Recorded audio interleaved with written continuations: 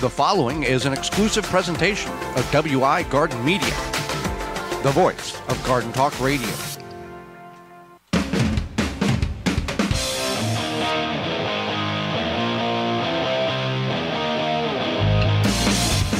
Coming up on the program today, we're going to talk about how you can build your soil for a better garden next year, as well as seed saving this fall. Our guest is homesteader and author Melissa K. Norris will be with us, and we'll answer your garden questions. The hour is full, so join us. You are listening to the most informationally packed hour of garden-focused radio in the country and on the internet with your host, husband and wife team Joey and Holly Baird. This is the Gardening with Joey and Holly radio show. And welcome to the Gardening with Joey and Holly radio show. Happy you've taken time out of your day to let us be part of it.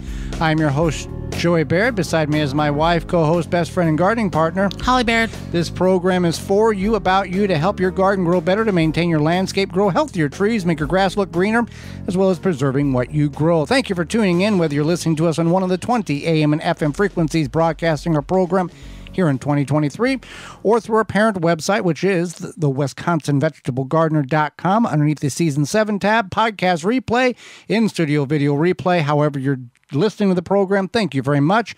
You want to be part of the program, send us an email, gardentalkradio@gmail.com. That's gardentalkradio@gmail.com with your question or just saying hi. Let us know where you're listening from, as well as you can give us a call 24/7 at toll-free, coast-to-coast, 1-800-927-SHOW, 1-800-927-7469. We're going to get into the program here and talk about building your soil for a better garden next year.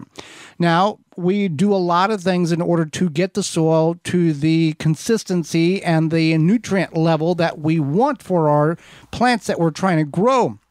However, there is a depletion of nutrients that is the natural progression of a garden. It takes some and it leaves some, and we've got to replenish it. The soil is living. It's not just a medium where we pump chemicals into the soil for the plants to feed off, and then the soil's dead. Our garden soil, your garden soil, is alive. Absolutely. And that's the thing to keep in mind, is that your soil is a living, breathing, processing. Does soil cough? I don't think so. Okay. But maybe worms cough. But worms don't have lungs, I don't think. Okay. I don't know. But anyway, your soil is like its own little ecosystem. And we're going to talk about our ecosystems in the next segment. Okay. All right. So one thing you don't want to do, here's a do not, is add fertilizer right now. Fertilizer is not needed right now. Fertilizer is a waste of money and resources right now in the fall. Now, if you're going to plant something right now for fall harvest, then yes. But if we're just prepping the soil and let it lay fallow until next spring, or you're putting a cover crop on that feeds the soil, then you still don't need to add fertilizer because you've got a good deal on it. Fertilizer is going to be just as effective in the bag, in the shed, the garage, or the house, not being used until next spring.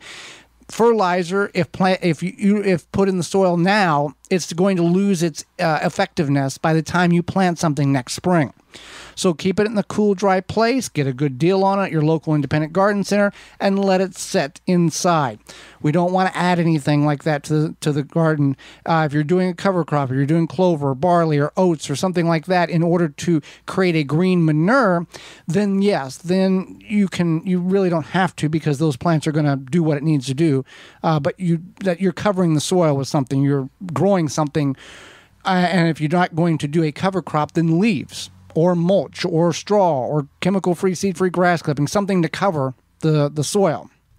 Right, and that's the thing, is that you want to turn your compost or your leaves or whatever it may be is going to eventually turn into soil. So it's a good time now to add that to the soil, and keep in mind that it will take a process, but it will feed that soil and build you more soil. So if let's say you've got a raised bed, let's say you got a 4 by 10 raised bed. That's 40 square feet. And you got some compost that's not quite finished, and you've already harvested your potatoes. We'll fill in the blank. You can take that partially composted compost and mix into the soil, and then cover that soil with leaves or straw or chemical-free seed-free grass clippings and create an ecosystem where by next spring that will have broke down in addition to the additive natural materials you have on top of it, and you've composted in the bed in which you're going to grow. And you can open up the compost pile for the new stuff you're going to add to it currently and into the fall. Right. And that's important, is to think about your compost, because you want to make sure it's your friend. You want to make sure that you have room, you're properly able to create more compost. And the whole point of composting is to get it into your garden. So you should do that. Now, I know none of us make enough compost for what are for our needs. So in that instant, we would need to supplement or find resources that have a lot of compost. Now, you can do that by doing a simple online search for compost in bulk in my area. Independent garden centers typically have a yard in which you can get bulk material either pick up or delivered for a fee. That is going to be much more economical than buying 35 or 40 or 83 bags, 2 cubic foot bags. And the quality typically is a lot better too. And I think one thing to keep in mind is knowing where that particular compost came from. And I'm not talking about like if it came from a garden center or a city yard. Knowing the source, like, is this just somebody's combined, like my neighbor's combined pile of the yard waste, or is like a city municipality compost pile, or is this organic compost? What makes it organic? Is this just regular compost? What is it? If it's something like manure, whose horse or whatever is it from? What they have different categories, like plant-based and then enriched and the raised bed mix. They have a whole bunch of different combinations and on and on. But a reputable independent garden center that sells bulk material either by delivery or you go and take it and fill it up in your truck or car. It can be done in a car. We've done it in a car before. We got a half yard in a Honda Civic trunk. You bag it up and put it in buckets in the back seat. One of the smaller Honda Civics. Yeah. Not like the newer ones. Larger. Small ones.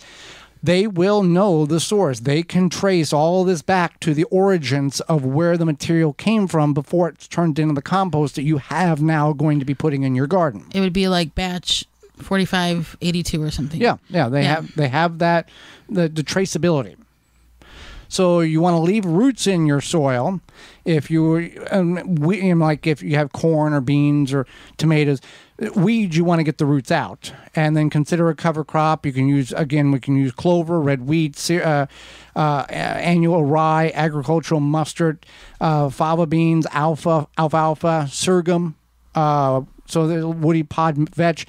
There's a lot of different things, and we don't have time to get into the whole aspect of what is a cover crop and how does it benefit, which we may do here in a couple of weeks. But it's something that covers the soil. We talk to many guests on this program week in and week out.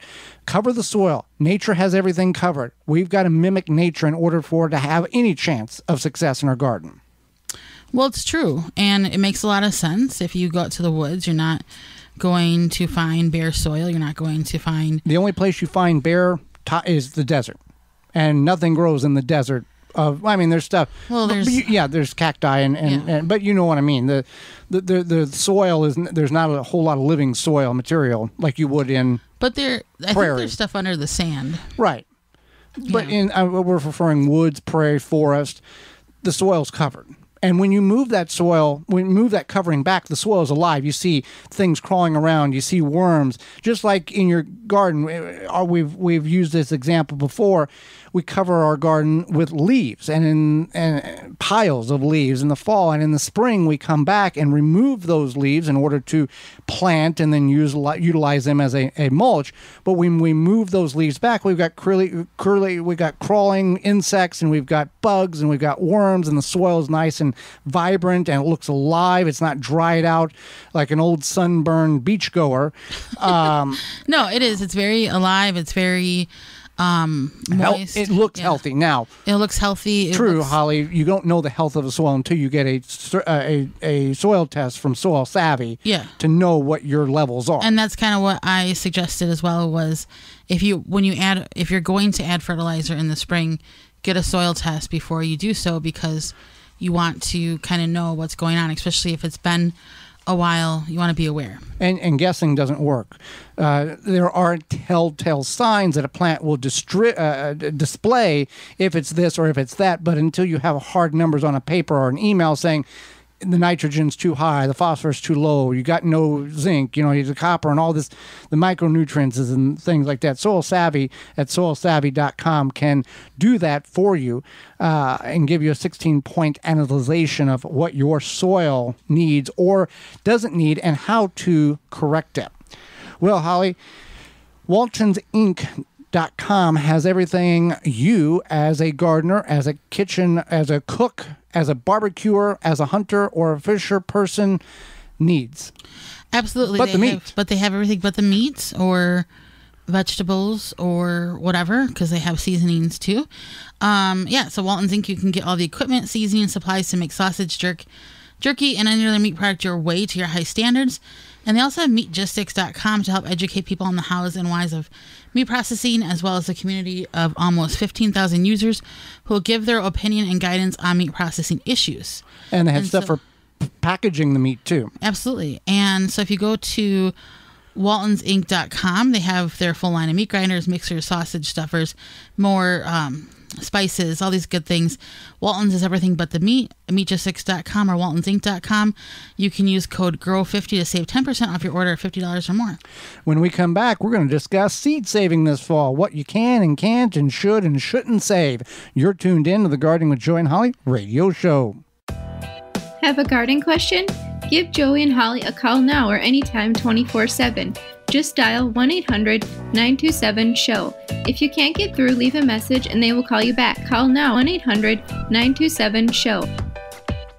Grip 6 produces American-made products with sleek designs and quality materials. Based and manufactured in Utah, they have high-quality and durable products that last a lifetime. They're built beyond tough. Their wool socks come from Rocky Mountain source materials, are soft and comfortable, keep your feet warm and dry, and come with a lifetime guarantee. Even for the most sensitive toes, these socks are made for everyone. High-quality wool socks make a huge difference for happy feet. They fit in with all the many things you do from around the house to the outdoors and beyond. They are comfortable and long-lasting. These socks are great for gardening because they keep your feet so comfortable no matter the conditions outside. It's hard to overstate how amazing these feel to have warm, dry feet as you work in your garden. Designed and manufactured in-house for the best results and quality every time. When you purchase from Grip 6, you're supporting long life cycle products and American-made manufacturing. Check out their belts, wallets, and socks at grip6.com. Use coupon code RADIO15 to save 15% off your order at grip6.com. Pomona's Universal Pectin is a high-quality pectin that gels reliably with low amounts of any sweetener. If you're trying to reduce the amount of sugar in your diet, you'll love Pomona's Universal Pectin. Now you can make healthy homemade jams and jellies sweetened to your taste. You can use sugar or honey to sweeten. Pomona's Universal Pectin keeps indefinitely when stored in an airtight container. Easy to use, versatile, and comes with directions and recipes in every box. Find out more and where to buy at PomonaPectin.com. Also available at natural food stores and online. You know what's different about Verlo mattress? Everything. Like no price gouging, no shenanigans, none of the shady dealings of other mattress chains and furniture stores that overcharge for virtually the same mattress. The ripoff stops here. Verlo makes every mattress they sell, so you get better quality, lower prices, and a lifetime comfort guarantee. Because at the end of the day, you don't deserve shenanigans. You deserve a good night's sleep. Wake up. Sleep better. Verlo. Dripping Springs Oyas clay pot irrigation solves the watering needs for gardens, bushes, new trees, and more. An ancient irrigation system we brought to America. Dripping Springs Oyas, OLLAS, on YouTube, Facebook, Instagram. Check us out. Garden like a pro in 3 easy steps and receive customized fertilizer recommendations for your garden or lawn. Soil Savvy helps you determine what nutrients your plants need to thrive. Never again over-apply nutrients they don't need. A patented process that makes you a smart gardener. To get your soil test kit, go to mysoilsavvy.com. Wind River Chimes creates a symphony in any space. Chimes that are inspired by nature and designed to make the natural world even more inspiring. Music speaks to everyone. Individually handcrafted in Virginia for over 35 years and hand-tuned for an exceptional precision and lasting beauty. Because in life, the winds of change are always moving. But no matter where they carry you, Wind River Chimes will always be the inspiring harmony. With a large selection and customization options, you will find the sound that soothes you. Visit windriverchimes.com to shop and find out more. Blue Ribbon Organics, providing locally made organic compost and soil blends for gardeners, farms, landscaping, and more. To find our products nearest you, visit blueribbonorganics.com. The Gardening with Joy and Holly radio show is brought to you by the following: Dripworks, Rise Gardens, Grip 6, Bloomin' Easy, Fleet Farm, Waltons Incorporated, Blue Ribbon Organics, Tree Diaper. Find all sponsors at the WisconsinVegetableGardener.com and thank them for their support.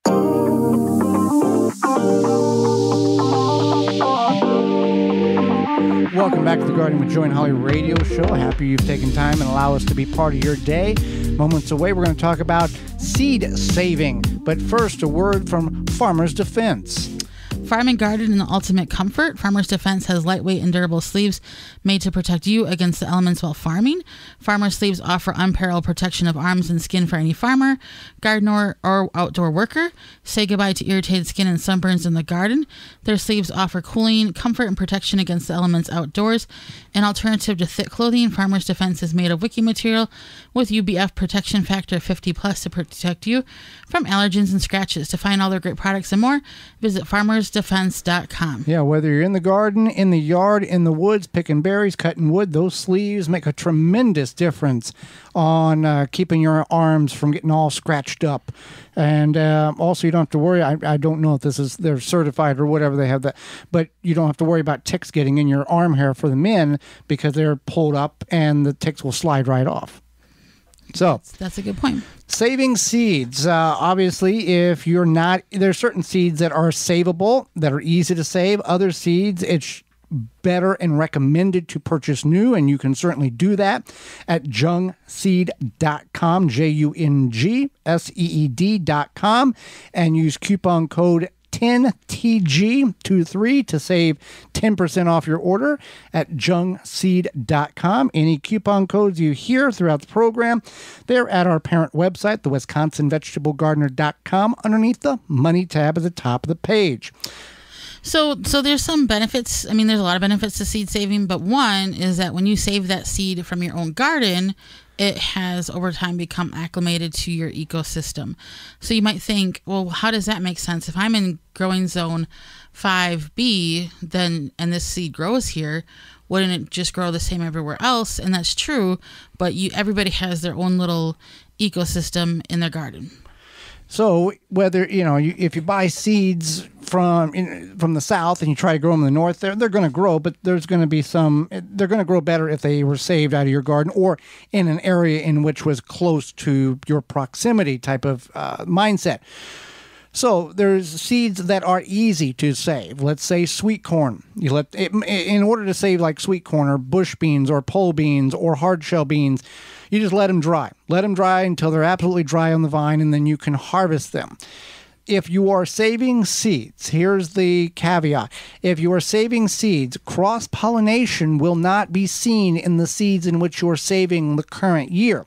If cross-pollination occurs, then those seeds in which you've saved this year will be different next year. There will be a change in them. The peppers or the tomatoes or the corn may not be the same type of shape or uniqueness that the saved seed in which you had on that fruit that you wanted to.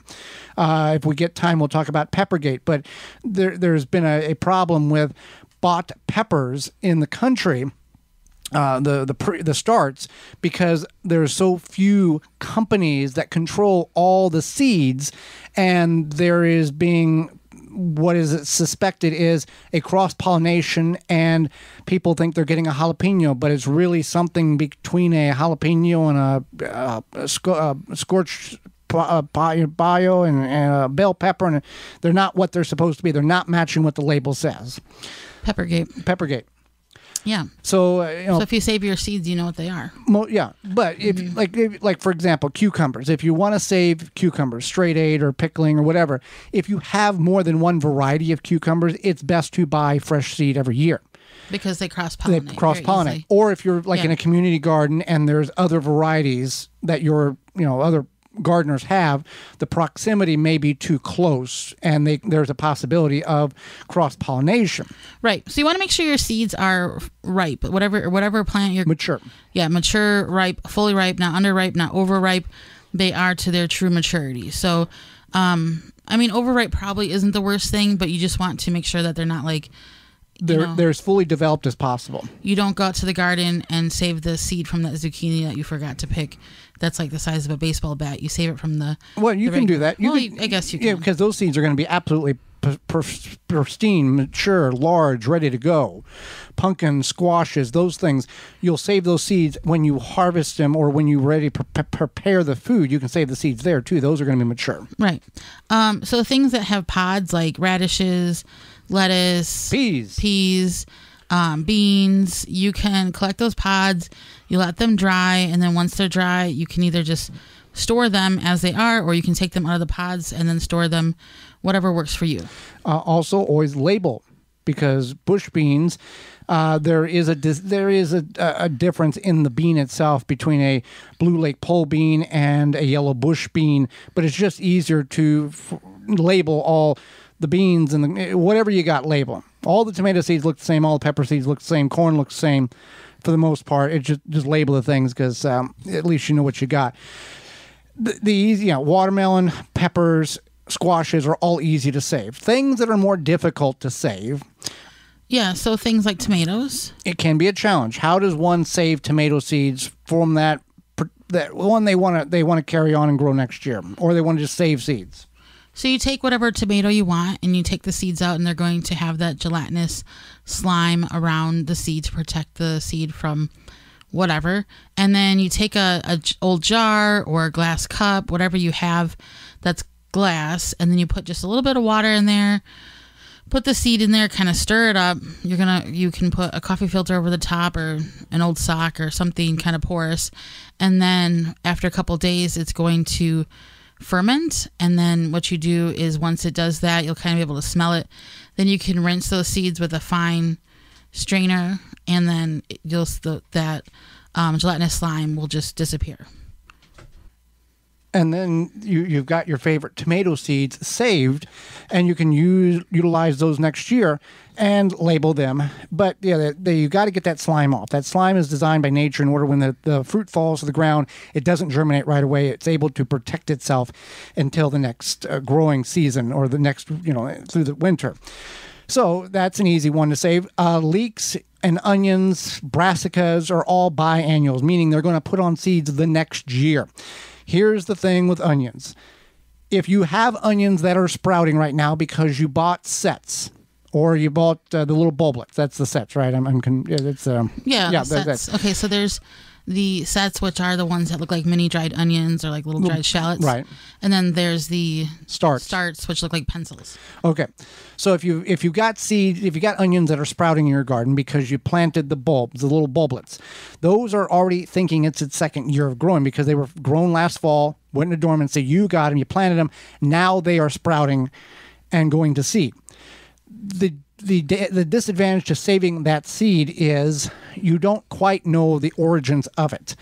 The stores, if you're not getting them from an independent garden center, the big box stores sell long day, short day, neutral day onions.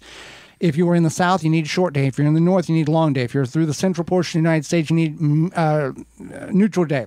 If you're trying to grow one in a different area, they're not going to grow very good. You're going to get tops, but you're not going to get the bulbs.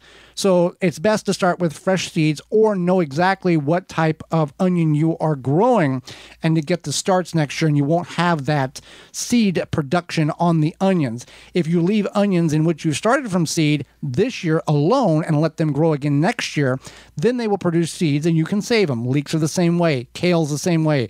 Broccoli, cauliflower, Brussels sprouts, all of these things are the same way. You can save the seeds next year. Carrots are a biannual.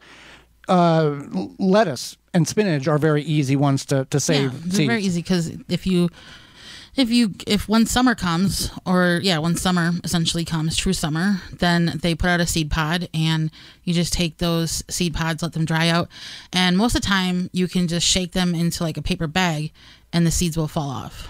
Yeah, and we've got several videos on our parent website, the WisconsinVegetableGardener.com. Just in the search bar, just put it seed saving, and we go over a number of different applications on saving seeds in the fall and the spring, for that matter. There's ways to save seeds. Parsnips, rutabagas, turnips are all biannual. Leave them alone this year, and they'll produce seed next year. So there is advantages to saving seeds. There are disadvantages to saving seeds because you might not have good seeds that you save. Right, that's true. Or you might forget to label them, and then you don't know if it's a hot pepper or a mild pepper or a cherry tomato or a slicing tomato. And that's a problem, obviously. So you want to make sure if you are going to start saving seeds, you want to label them properly, and you want to kind of have a plan, a seed saving plan in a way, and not just be all chaotic about it. You can also save many flower seeds. That's what a lot of people do. I know some people who will kind of forage or like urban forage. Well, if there's some flowers that they know that they can save the seeds from, maybe walking along the sidewalk, they will. And I'm not talking about plucking them out of people's yard. I'm talking about in common area. Yeah, in a common area. They might take one or two flowers to save the seeds. Pluck them out of people's yards. Do it at night when nobody can see them. So follow us for more terrible tips as how to get the neighbors to be mad at you. So you just want to be aware that if you are saving seeds, that you need to have a plan and to... Now, let's talk about once we've saved these seeds, once they are dry, once you have labeled them and they're to the potential of, okay, I've saved the tomatoes, I've done that, I've done beans, what is the proper way in which we can store them for overwinter storage? Definitely don't store them like if you have a very high moisture area of your house that always seems to be maybe a really wet, leaky basement. Don't put them there. You want them to be in a dry, ideally cool area. If it gets warm, it gets warm, but you want to make sure they're dry. Some people store their seeds in the fridge. Right. Yeah. And they put them in mason jars, put them in the crisper in the back of the fridge, and puts them in a dormancy stage, and they're good to go. Maybe you don't want to put them in your fridge. You could take something even like an old cooler, and that way they'll have some insulation around them, and put that somewhere. Just an envelope is what you want to put these in. You don't have anything special. Right. I would avoid putting them in like a Ziploc bag because the seeds need to breathe. Unless you're going to just, give the seeds to somebody and they're going to plant them in a couple of weeks. Over the winter, seeds need to breathe. So using a paper or envelope or manila folder is going to be best because maybe you don't have one completely dry, or if you completely dry, this will give that opportunity to kind of get a little more... and that's a good point because nobody really sells seeds in Ziploc bags. Right. Usually when you go to the garden center or when you order online from like Junk they're wax coated, but it's a paper. But it's paper. Right. Yep. They all disintegrate when you forget them and leave them in the yard when it rains. Yeah. There's that too. Maybe have a seed what's the word? Sorting. I don't know. Seed storage. Uh-huh. Like we have this thing that is meant to store photos, but we put our seeds in it. Right. It's from Arts Craft Store, about $16. I think it's got 10 or 12. I think it's 10. 10 sleeves in her little box. It looks like it looks like a tackle box. Yeah. And each little tackle box container, leeks and onions, brassicas, tomatoes. There's 2 tomatoes, peppers, spring greens, flowers. We store them and you label them, and then root crops. You try to organize them. And sunflower seeds. If you want to save your sunflower seeds, you generally want to get them before the squirrels do. Right. Yeah. Or the birds.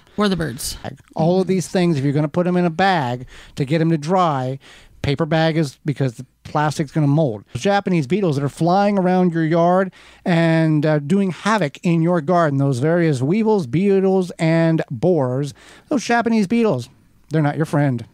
No. So what better way to prevent these pests from destroying your garden than by controlling them while they are larvae? Grub Gone is an easy to apply granule product that can be spread on your turf to successfully control grub invaders.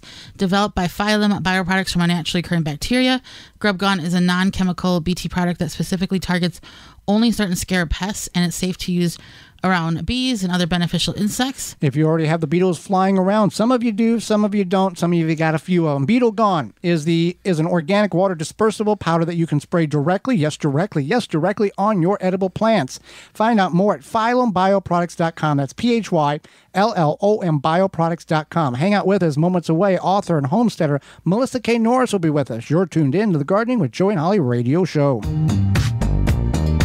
Got a question for Joey and Holly? Send it via email anytime to gardentalkradio@gmail.com. Rootmaker starts your plants off right and keeps them going through harvest. From their seed starting trays with an innovative design that air prunes the roots to their large variety of grow bags, 1 to 60 gallons. Their products will provide you the harvest you've never seen before. Visit rootmaker.com and use coupon code RADIO23 to save 15% off your order at rootmaker.com. Tree Hugger sprinklers are the ultimate watering device for either your newly planted or established trees and shrubs. Our sprinklers open and close around the trunk of your tree and provide 360 degrees of watering. With our adjustable valve, you can direct the water to your tree's targeted saturation zone. They come in 3 sizes, 7, 11, and 15 inches. You can purchase a Tree Hugger sprinkler at your local garden center, feed store, or hardware store. Go to treehuggersprinklers.com to find a retailer close to you. Or you can buy it directly from Amazon or treehuggersprinklers.com. If you're an independent nursery, garden center, hardware store, or feed store, you will want to stock this product. Contact the good people at Tree Hugger Sprinklers and they will get you set up. Your tree's best friend. treehuggersprinklers.com. Dig planting holes from a comfortable standing position. Step, twist, pull, and plant. Visit ProPlugger.com. A non-selective herbicide that is USDA certified? Yep, No More Weeds by Naturally Green Products. The same great company that brings you No More Bugs. No More Weeds kills weeds with no harsh chemicals and no glyphosate. No More Weeds is a commercial-grade vinegar base with a proprietary sticking agent. Great around pools, decks, patios, and more. Visit natgreenproducts.com. Free shipping on orders over $50 using code FREESHIP4ME. Welcome back to the Gardening with Joey and Holly radio show. Moments away, Melissa K. Norris, homesteader and author, will be with us. But first, a message from Rise Gardens. Rise Gardens is a revolutionary hydroponic gardening system for your home. Instead of food traveling hundreds or even over 1,000 miles before it hits your plate, harvest the veggies, herbs, and greens you need for dinner tonight for the comfort of your home. No green thumb required knowledge. Gardening made easy with the Rise Gardens app. Step-by-step guidance from seed to harvest. A complete garden on a shelf, and it comes with everything you need to grow healthy and the freshest food for you and your loved ones. Fully customize your garden to your needs and preferences. For more information and get your Rise Garden, visit risegardens.com. Holly, let's go to the hotline and bring in our guest for this week. Melissa K. Norris helps hundreds of thousands of people each month raise their own food and create a homegrown and homemade kitchen, home garden, and barnyard through her website, popular Pioneering Today podcast, the Pioneering Today Academy, and her books. She's a co-founder of the Modern Homesteading Conference, as well as owner of Norris Farmstead. She is a 5th-generation homesteader and lives with her husband and 2 kids in their own little house in the big woods on the foothills of the northern Cascade Mountains. Welcome to the program, Melissa. I am thrilled to be here with you. Well, I thank you for taking time out of your day and not only about to educate myself and all of our listeners. And I'll start with this. Many people may hear the word homesteader and think of it in an old-term mindset. What is a modern-day homesteader, and can anybody be a modern-day homesteader, or is there certain criteria you have to meet? Yeah. Okay. I love this question because, yes, it is very much the modern part with the old-fashioned part of homesteading, because in the United States, anyhow, there is no more Homestead Act where if we go and live on a piece of land for so many years and improve it, it becomes ours free and clear. You know, many of us wish that was still the case, but it's not. So with modern homesteading, it's taking a lot of those principles of being self-reliant or improving upon the land and providing for yourself with as little outside inputs really as was possible. And back in the context of homesteading in the 1800s and early 1900s in some states, you know, that was out of necessity. There wasn't anything around them for the most part for them to go to stores and buy stuff. So they really did have to be self-sufficient. But within the context of modern homesteading, I like to use this phrase, and I did not come up with it. In fact, I don't know who said it originally to give credit, but it's becoming more of a producer than you are a consumer. And so in that anybody can practice modern homesteading, because most of us, even if we live in an apartment or, in the suburbs of a house, we all have some type of kitchen. And so I really say starting in the kitchen and looking at what you are purchasing outside from. So for example, say you're buying bread. Well, you'll be making bread at home. And so instead of purchasing this already made thing, you'll be making an item from scratch. And I know technically you're still most likely buying the flour and the salt and the yeast or creating a sourdough starter in order to do that. But it's the act of producing more for yourself and consuming less. And that is going to be, everybody has a different starting point, for where they're at right now on how they're going to do that. So I always say to start in the kitchen first, and then ideally start to grow a little bit of something. So first start making some homemade items, and then see if you can actually start to grow some of that. And I know people who are in an apartment, they're, like, how am I going to do that? I don't even have a yard. But you can grow herbs on a sunny windowsill. If you have a patio, you can do some container gardening. Maybe it's just a few tomato plants, a couple basil plants, that type of thing. It's not going to be what you're going to be feeding, your whole family's not going to be able to eat off of that for a year. But it's these baby steps. And you begin to look at everything in your life differently once you change and shift your mindset there. Well, going back to the bread, yeah, you could buy it at the store, but have you ever looked at what the ingredients are in bread? When you're making it yourself, you're getting the raw ingredients and you know what's in it. Now, I say that, and Holly and I have looked at ingredients on things and said, wow, that's a lot of stuff. I don't know what that word is, but it's tasty anyway, and we serve it up anyway. We're all, we all blame ourselves. We all do it. But getting back to that raw ingredients, knowing what's in it, that 5 ingredients that should be in it instead of the 15 that is. Yeah, 100%. And that's a great way to start, is just start to evaluate what is it that you're consuming and buying from the store, and just start reading the ingredient list. Oh, it's scary. If you just start there, that will be motivation to start making some of those things from scratch, like you said, with kind of those base ingredients of things that we actually know what they are. Yeah. Well, where is your passion come from to grow food? Did you figure that out later on in life, or was it something you were basically born into? That is a great question. So I was born into a family where we did garden, and my dad always raised his own beef. And that was because he was self-employed and didn't have time to go and hunt. And so the beef was a sure thing. I know if you're an awesome hunter, then hunting might be a sure thing for you. But here where we live, it wasn't a sure thing. But if he was raising the cows, we had a meat source, a protein source, and then we did a big vegetable garden. So in that aspect, I was born into it. I saw raising part of your own food was part of my upbringing. But then, I got married and moved out and was working full time, commuting actually as a pharmacy tech, and commuting 18 miles one way. And it gets really hard to cook from scratch if you don't get home until 7 o'clock at night, right? Unless you want to eat, at 9 or 10 at night, which most of us don't. And so I really started to rely on, pre-bought items from the store, where I was kind of assembling them at home, and I might be throwing them in the oven, but it's not what I would truly call cooking from scratch, or, with whole food ingredients. And my health really started to suffer. In fact, by the time I hit my late 20s, when my second child was born, I ended up having to go in and have my upper stomach and esophagus biopsied for cancer. And I didn't have cancer, which I'm very thankful for, but the results came back that I had a lot of erosion and I had cellular change. And cellular change is usually the precursor to precancerous cells. And so the specialist said, look, you have been on max doses of prescription medications to try to control the stomach acid. I had GERD and really bad stomach ulcers. And you shouldn't have been on them at these doses for as long as you have been. You have to come off of them. They're not even controlling your symptoms anyways.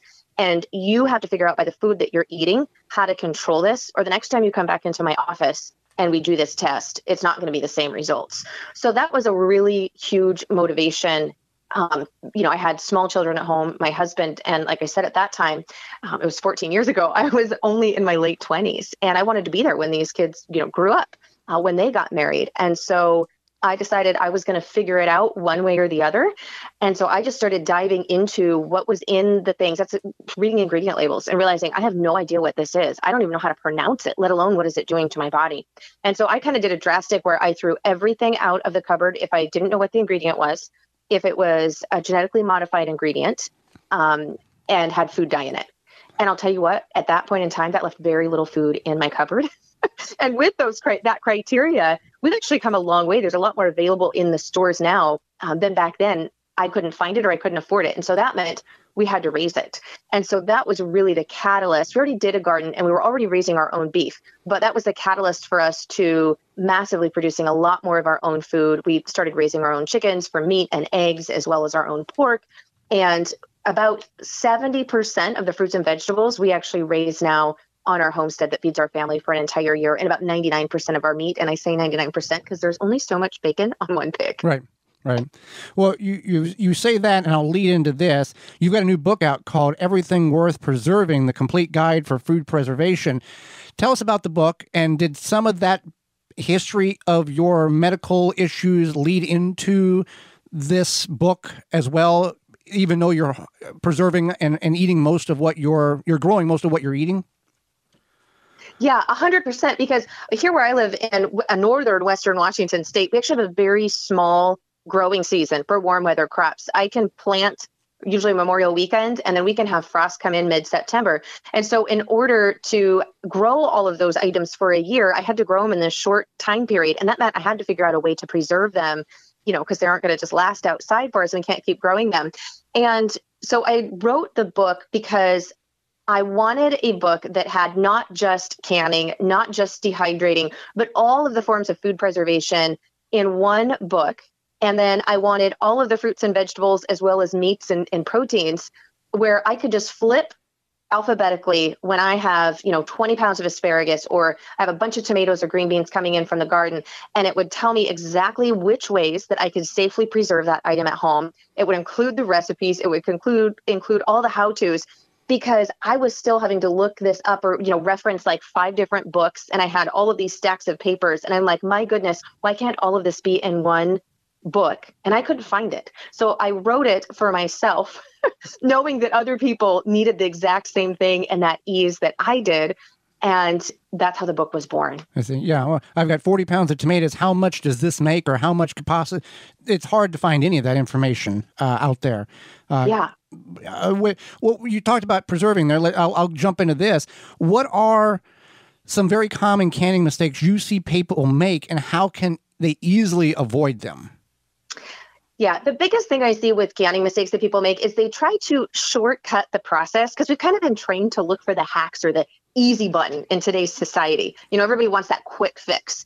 But when it comes to canning, there are very specific steps and the ingredients and the recipes that have been formulated in order to keep it safe, so that you don't get botulism, right, which is, most people, if they've looked into canning at all, they've kind of heard that. And so it's a low acidic food, meaning it is 4.7 or higher on the pH scale, because the higher you go on the pH scale, actually the lower in acidity an item is.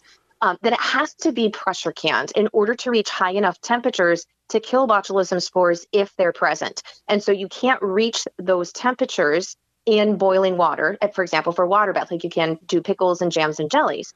And so if a food is 4.6 on the pH scale or lower, meaning high in acid, then you can safely water bath can those items, because botulism doesn't grow in an acidic environment, specifically 4.6 or lower on the pH scale.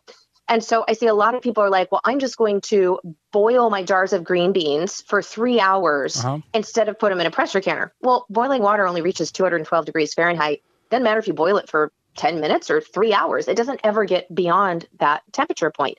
And so understanding that and using the proper canner for the acidity of the food is really important. Not trying to can in the oven. Dry heat is not the same as wet heat, which you get when you're using a water bath canner or, for example, a pressure canner, because you have the steam, that heat penetration going through. So don't try to cheat, so to speak, when it comes to canning. Those canning recipes are really there and have been formulated and tested for safety. And I like to say, when I'm baking and cooking, recipes are a guideline. When it comes to canning, they're not a guideline. You really need to make sure that you're following those recipes exactly, both in ratios and amounts of ingredients, and then also in processing times and methods. Because when you're pressure canning, inside of that pressure canner, you can get upwards of 280, 300, and a lot of things are happening in there, making things safe, so you don't have to be concerned if you're going to die when you eat those canned goods. Yeah, because you're 10 pounds of pressure, which if you are 1,000 feet or lower, then you're going to hit about 248 degrees Fahrenheit during the processing time. And then if you are at higher altitude, so 1,001 feet above sea level, then you're going to increase that to 15 pounds of pressure when it comes to pressure canning. And you're going to still be getting that same temperature, of course, but it's your altitude that's requiring you to put those larger amounts of pressure, pounds of pressure on there in order to reach those same temperatures. And then the other thing that we have found, I don't know if you've seen it on social media, the vinegar now in some brands have dropped to 4% instead of the 5% that it used to be. Yes, I have been seeing that. I have not personally seen that in the brands that I use, but I have seen some people have been sharing that.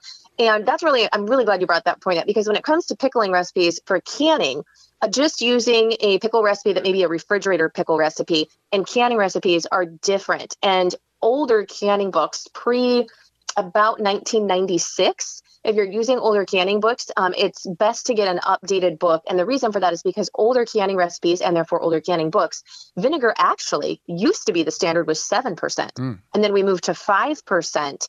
It's been some, few decades back now. But that's why in older canning recipes, oftentimes you would see the brine ratio where you would have higher amounts of water than you would vinegar. And so anytime you're canning now and you're doing a pickling recipe where you're taking vegetables that aren't acidic like fruit, we can safely can those in a water bath if we are doing them with vinegar and adding that acid in.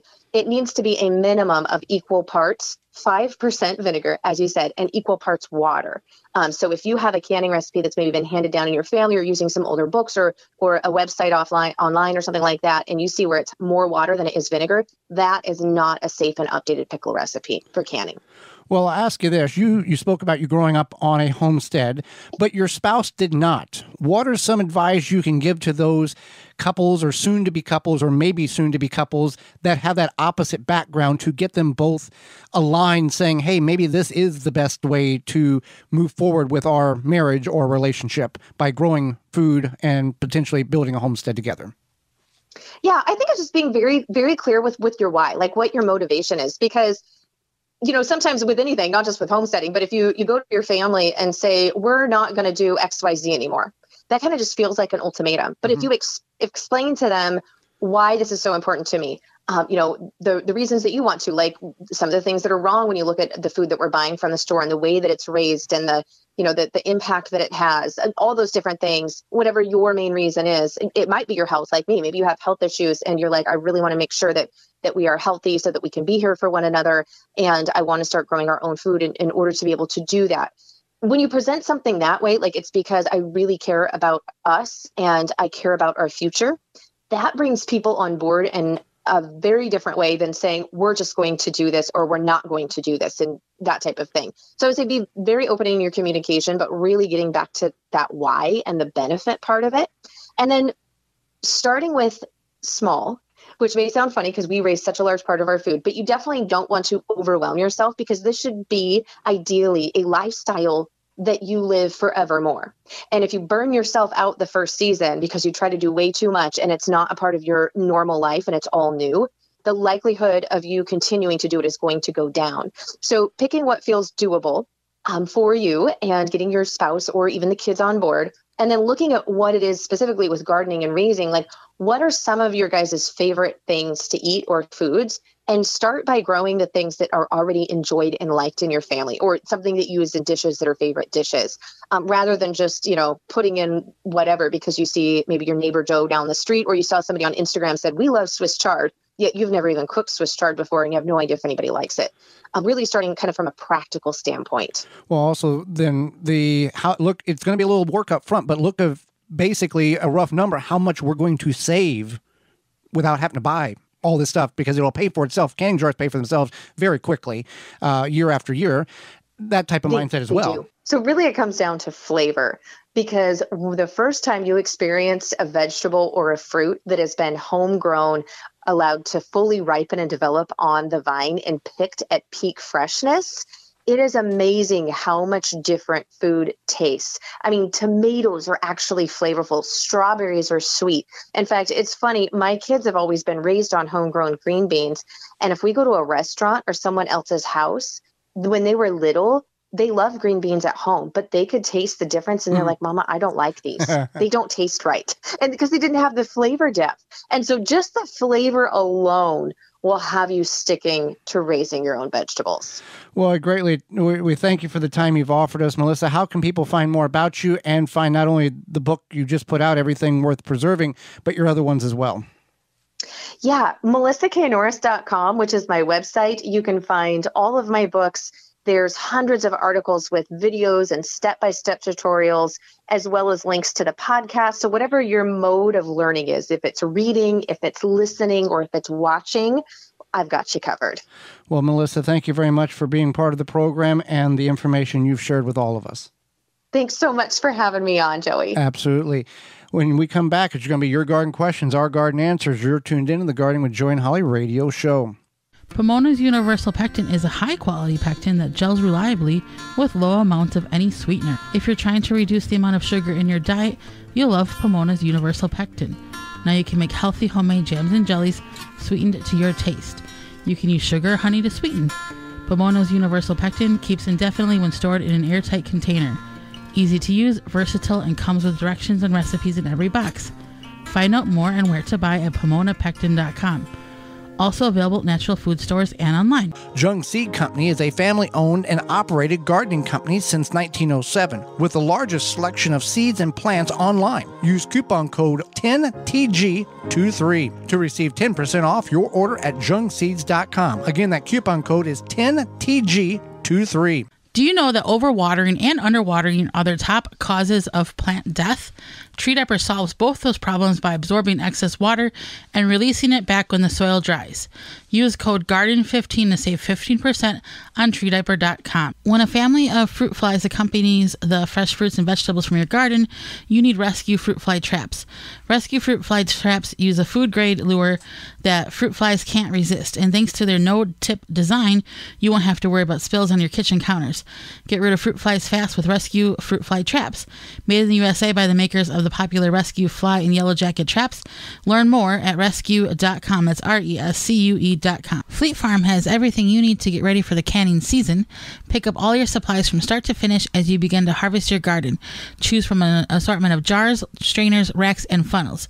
Plus, check out the wide selection of mixes, sugar, vinegar, and more. Get what you need for your everyday life, including canning, at new, lower prices. Fleet Farm and fleetfarm.com.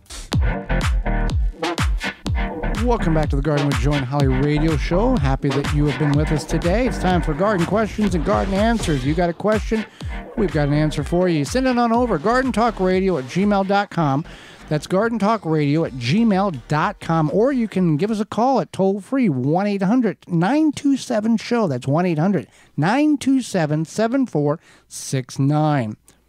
This question is sponsored by Fleet Farm and fleetfarm.com. My corn this year came in so small and thin. I can't understand what I did differently this year from last year, except for the fact that it stayed extremely colder for an exponential amount of time well into summer. What else could cause me to have such tiny little corns? Okay. Nutrient deficiency in the soil. Corn is a very, very heavy feeder.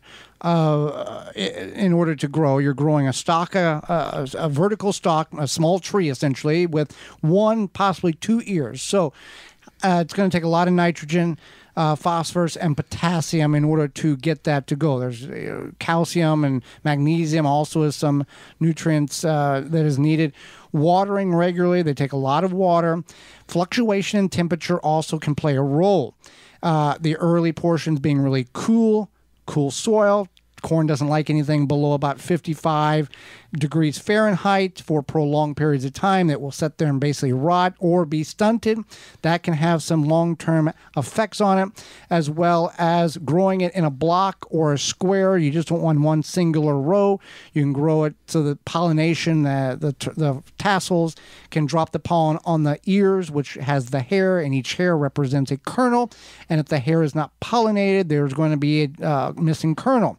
So there's a very big, large variety of variables in which why your corn may not be as big, bulky, or full of kernels as you may want it to be. Right. And I know we grew corn, a few years ago. Yes. And we were very successful because we fed that soil super heavily with nitrogen. I think it was like 29, 26. It was a lot. 18, something like that, because we mixed several formulations of different fertilizers together in order to pump that soil that full. And then the next year after that, we grew kale in that spot because we knew the nitrogen was going to be very high in that, and the kale did really, really good.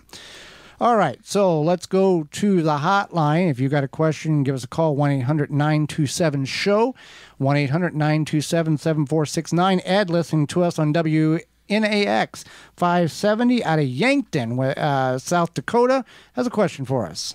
My question is, to sterilize soil, use clear plastic or white plastic, and what does it take, 4 to 6 weeks to kind of sterilize it? This is a good time of the year to do it. All right. Thank you. Okay, yeah. Thank you, Ed, for the question. And yes, to sterilize or to solarize the soil, you're wanting to use clear plastic. Designate the area. You want to move out all the debris. You don't need to, remove the plant life. Just, rake the twigs and the dead foliage out of the way. Take clear plastic, and before you cover it, you want to moisten the area. Cover it with the clear plastic and make sure all the perimeter of that plastic is sealed tightly. Make it like a greenhouse, so it's airtight as much as possible. Then in about 4 to 6 weeks, you're going to see the plant life and everything die off under that plastic. You're going to, if done correctly, you're going to see moisture cling to the top of that plastic. If you do not see moisture, if you see it early but don't see it later, remove that plastic back, wet the area down, and reapply the plastic. What has occurred is a hole or a way for that moisture to escape. That moisture is part of this solarization process. What you're doing is basically baking the soil to kill off seeds and plant life so you can have a clean palette in order to plant or next spring or this fall. Once this 4 to 6 week period has occurred and you've seen the moisture and you've seen the plant material die off and everything looks the way it's supposed to, then you can remove the plastic and then top dress it, or if you choose to, you can work in good viable compost to remitigate the soil and reactivate the microbial life which has been died or which is killed off in the top couple of inches because of the solarization. So then you've got a good, clean, mostly sterile soil. There's going to be some seeds that are deeper that's not going to get killed off because of the heat, but that's how you do it, and it works very well. But clear plastic is the key, and that moisture to get this to work correctly is also the key. Absolutely. So our next question is... I have 3 Hubbard squash plants growing beautifully. Lots of flowers, lots of pollinators, only 2 that have fruit producing so far. Both died off. What's going on? Yeah, so you want to make sure that there's female flowers. So if their female flowers are pollinated properly, so the fruit will then begin to grow and suddenly shrivel up and die if they aren't pollinated properly. Say that 10 times fast. So what you want to do is you can, when you see the first set of flowers come out, you can take your finger and kind of hit the flower in the center, because then it thinks like, I'm going to get pollinated.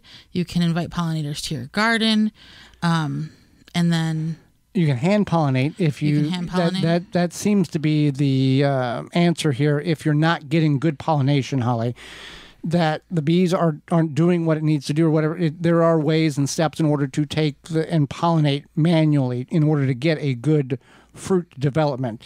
And if a plant like a Hubbard squash here or a watermelon or fill in the blank, if it doesn't have the proper pollination or doesn't have enough nutrients, it will kick off fruit that it cannot sustain and focus fruit that it can. Right. Okay, what are these tomato-looking, next question, fruits on my potato plants?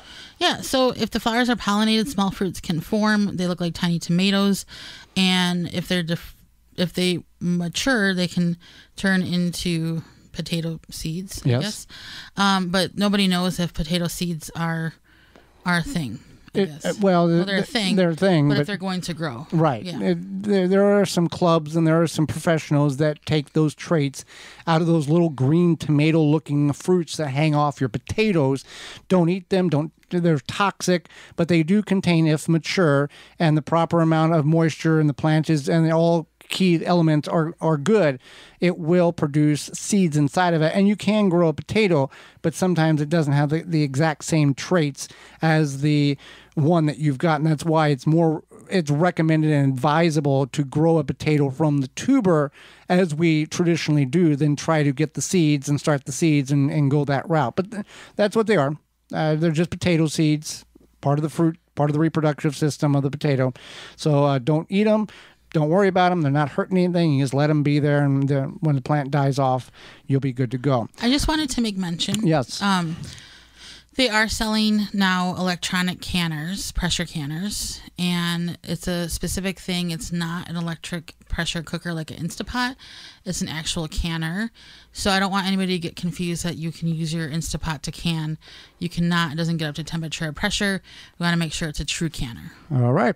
With that being said, we are out of time, and we thank you for yours. Miss any portion of the program today or would like to revisit it, you can do that by sending us an email to gardentalkradio@gmail.com, and we'll send you a link to the program, or you can go to our parent website, the WisconsinVegetableGardener.com, and clicking on the Season 7 link at the top of the page. Tune in next week to the program where we'll be discussing fall lawn care and the history of ketchup. You'll want to stay around for that. And our guest is Erica Nolan, who is a licensed landscape horticulturist, the founder of Instastar, providing holistic health and homestead consultation and education. So until next week, for Holly Baird, I'm Joy Baird, and we will see you in the garden.